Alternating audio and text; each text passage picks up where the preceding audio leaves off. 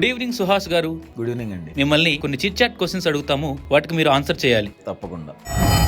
సుహాస్ అనే ఒక విజయవాడ కుర్రాడు ఇంత స్థాయికి వస్తాడు అని మీరు ఎప్పుడైనా అనుకున్నారా? చాలా ఆశ్చర్యంగానే ఉంది, బట్ కళలు మాత్రం చాలా స్ట్రాంగ్గా కనిపించింది. సో అంటే ప్రతిరోజు పాజిటివ్గానే ఆలోచించి ఎలాగోలా సాధించాలనే కళలు కన్నాను, బట్ రావటం మాత్రం నాకు చాలా హ్యాపీగా ఉంది.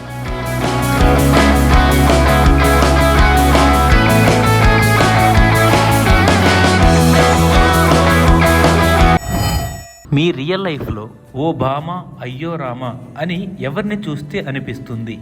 ఓబామా అయ్యో రామా అని అంటే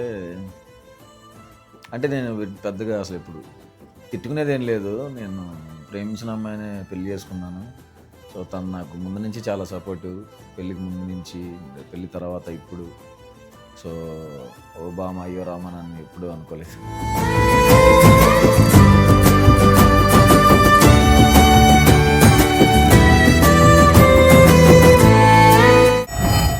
సుహాస్ గారు, ఓ భామ అయ్యో రామ మూవీలో మీకు నచ్చిన బెస్ట్ పార్ట్ ఏంటి? మంచి ఎంటర్టైనర్ అండి, అండ్ మంచి ఎమోషన్ ఒకటి ఉంటుంది సెకండ్ హాఫ్లో. నాకు అలీ గారి మధ్య వచ్చే సీన్స్ చాలా బాగుంటాయి.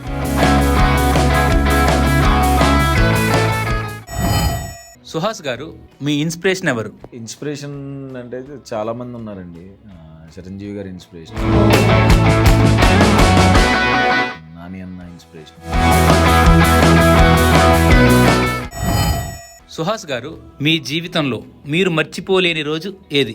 స్పెషల్ డే నేషనల్ అవార్డు వచ్చినప్పుడు కలర్ ఫోటో, ఆ రోజు మర్చిపోలేని రోజు. ఆ రోజు బాడీలో వచ్చిన వైబ్రేషన్ ఏ రోజు రాలా. సుహాస్ గారు, ఈ వీడియో క్లిప్ గురించి మీ మాటల్లో. ఈ ఒక పాండమిక్ పుణ్యవాటు ఓటీటీలో ఏ సినిమా వచ్చినా చూసేస్తాను. అందులో ఏ సినిమా కూడా చూశాను. వండర్ఫుల్, ఇవన్నీ కూడా బ్యూటిఫుల్ ఫిలిమ్స్ అవి.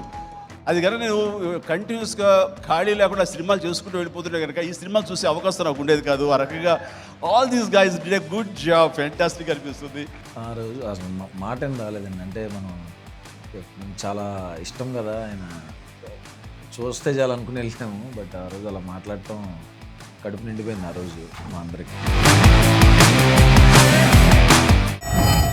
సుహాస్ గారు, మీకు వచ్చిన మంచి కాంప్లిమెంట్స్ ఎవరిచ్చారు? నాకు ఫస్ట్ అంటే నేను షార్ట్ ఫిల్మ్స్ చేస్తున్నప్పుడు, అతిథి అని ఒక షార్ట్ ఫిల్మ్ చేసినప్పుడు ఫస్ట్ ఫోన్ సాయిధరం తేజ్ అన్న దగ్గర నుంచి వచ్చింది. వచ్చి చాలా బాగా చేశారు, నాకు సందీప్ చెప్పారు. ఫస్ట్ అలా ఫోన్ రావటం మాకు చాలా హ్యాపీగా ఉంది. అట్లా తర్వాత నేను నాని అన్న ఫిలింఫేర్ అవార్డు ఇస్తానని చెప్పారు ఆ షార్ట్ ఫిల్మ్ నాకు. సో అది చాలా చాలా హై ఇచ్చింది ఆ రోజు.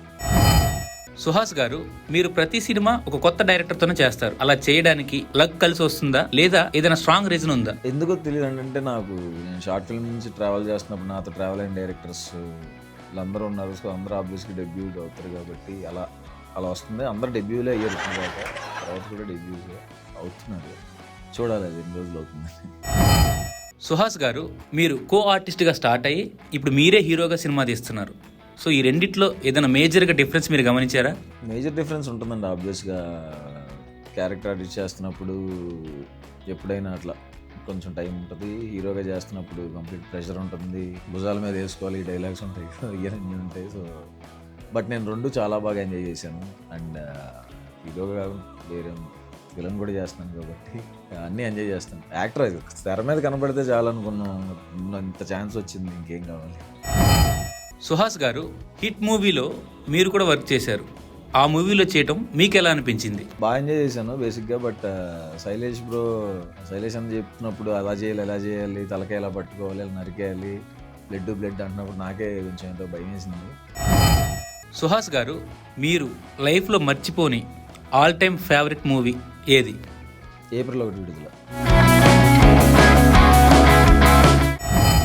సుహాస్ గారు, మీకు 2 ఆప్షన్స్ చూపిస్తాము, అందులో మీరు ఒకటి ఎంచుకోవాలి. ఓకే. Drama, comedy. డ్రామా.